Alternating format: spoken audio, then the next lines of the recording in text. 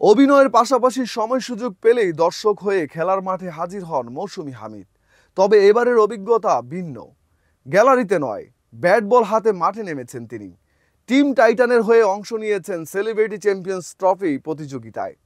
আগেও তারকাদের নিয়ে আয়োজিত ক্রিকেট ম্যাচে খেলেছেন, তবে এবার ব্যাপারটা যেন আরও সিরিয়াস। গত শুক্রবার খেলার মাঠের অভিজ্ঞতা জানিয়ে বলেন, ক্রিকেট সবসময় আমার প্রিয় খেলা। আগে গ্যালারিতে বসে খেলা দেখতাম, চিৎকার চেঁচামেচি করতাম। এখন বুঝি খেলা কতটা কঠিন।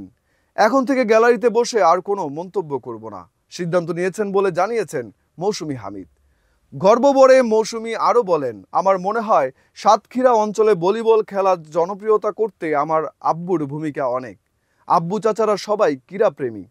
আমাদের এলাকায় বিভিন্ন সময় টুর্নামেন্ট হতো আর মানুষ খেলাধুলার প্রতি আগ্রহী হয়ে উঠত।